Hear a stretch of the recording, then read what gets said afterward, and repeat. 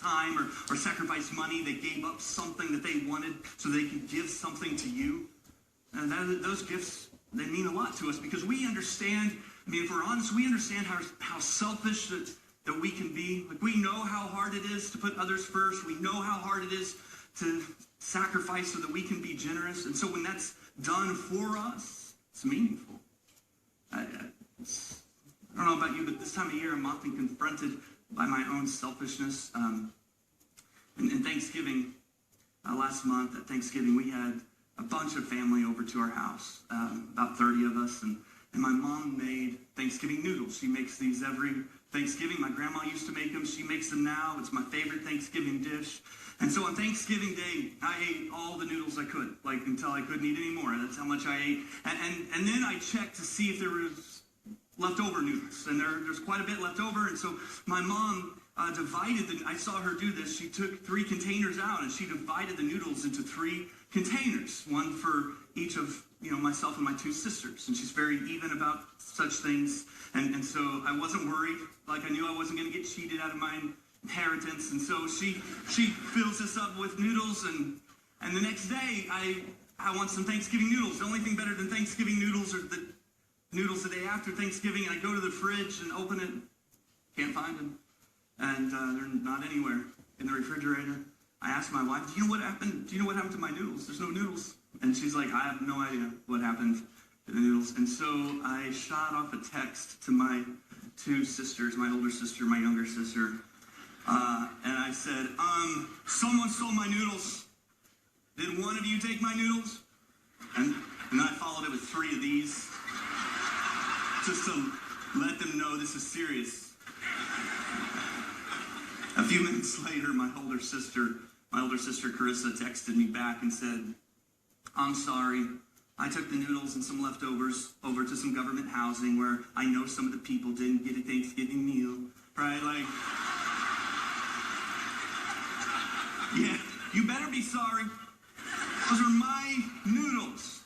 That's not what I said at all. Right? I'm like, oh, that's awesome. Actually, that's why I was asking, is I was going to take some leftovers. I knew how much they would love those noodles. I wanted to, next year I'll take all of them. You just trust me to distribute those to the needy. And so I had this, attitude where I said the right things, but selfishly there's just a part of me that wanted to get in the car and drive down there and get my noodles back. Like, that seemed like the right thing to do as well. And we have within each of us this selfishness that we try to stuff down there, but it's there. And so Jesus comes and he just models for us what it looks like to be generous in a way that's sacrificial. The Bible talks about this in Philippians 2. It describes that when Jesus came to earth, it says that he made himself nothing. He made himself nothing. And in doing so, he's not only communicating to us his love for us, but he's also modeling how we are to love one another. That when we sacrificially give towards others, we are being like Jesus. We are modeling the incarnation. We are celebrating Christmas. I saw a story in the news a couple weeks ago about Kelsey, a mom from Florida, who was flying with her 11-month-old daughter, Lucy, to the Children's Hospital in Philadelphia. And Lucy has a chronic lung disease. And so Kelsey, the mom, was flying with her baby, but was also having to pull an oxygen tank for her baby. And they make their way onto the plane, back towards the plane and coach, and they squeeze into their seat for another trip to the Children's Hospital. And the flight attendant comes up and says, a man in first class in row 2D wants to know if you would want to switch seats with him. And she eagerly accepted. Later, she wrote on her social media page a message to the man in 2D. And she writes, not able to hold back tears, I cried my way up the aisle while my daughter laughed. She felt it, I think, in her bones, the real, pure goodness. I smiled and thanked you as we passed by switching seats, but didn't get a chance to thank you properly. So, thank you. Not just for the seat itself, but for noticing, for seeing us and realizing that maybe things gesture made her feel noticed, valued, assigned worth to her. The story of someone noticing and sacrificing and switching places, this story quickly went viral, and hundreds of thousands of people read it and posted it, and the news caught hold of it. And you think, well, but why? Why does a story like that inspire us so much? Why does it resonate in us? It's because, I think, on a very small scale, it is the story of the gospel. That God sees our condition. And some of you need to hear this. He notices you. He notices. And he wants to do something about it. So he says, do you want to switch seats? And I'll take your place so that you can live forever in heaven with me. And Jesus leaves his seat. He leaves his throne room in heaven for the manger in a stable. And in doing so, he makes it clear that you are noticed. I love the lyric we sang earlier from O Holy Night. It just says that he appeared and his soul felt its worth. I love that. Because for a lot of us, we struggle with feelings of worthlessness, mostly because how our culture tends to assign worth based on performance or appearance or how many points we score or what grade we get on the test or the promotion we receive or the degree that we earn. And then when things don't go well, our appearance starts to fade and lose a job. Suddenly we feel a little bit worthless, and Jesus forever establishes our value to him when he comes here to earth. Listen to this quote from Frederick Buechner. In his book, The Hungering Dark, it just powerfully describes the presence of God coming to earth and what it means for us today. He writes, the child born in the night among beasts, the sweet breath and steaming dung of beasts, and nothing is ever the same again.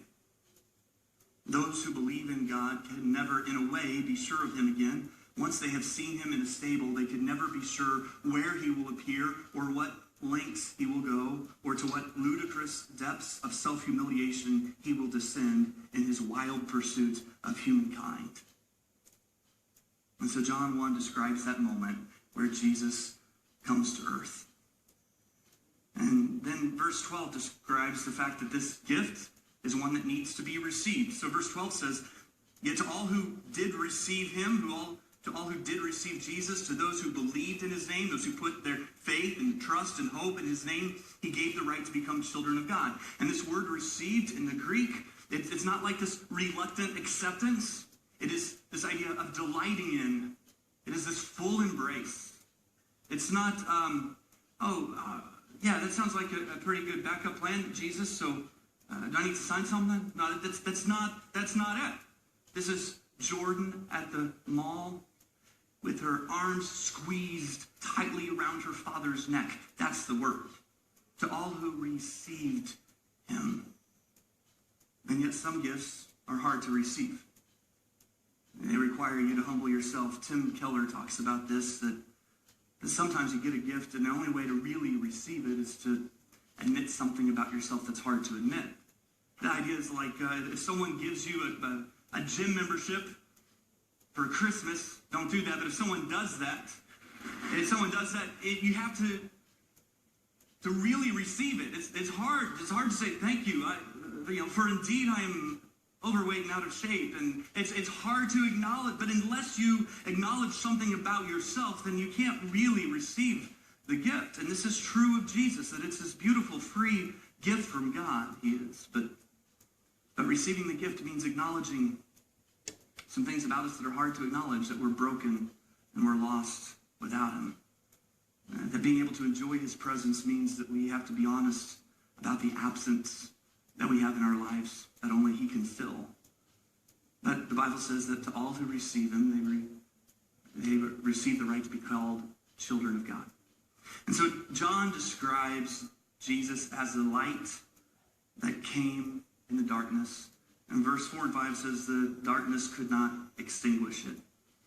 Some of you grew up in churches where you celebrated Advent, and you might remember the 5 candles of Advent that are typically lit one per week during the Advent season. And so there's candle of hope, and there's a candle of love, and the candle of shepherd's candle, the pink one, which is a candle of joy, this good news of great joy for all people. It's a candle of peace, that Jesus is our Prince of Peace, and he has come to give us peace. It's not dependent upon the chaos of the world. You can be getting notifications on your phone during a Christmas Eve service about government shutdowns and about a tsunami in Indonesia, and there's still a peace that passes understanding in Christ.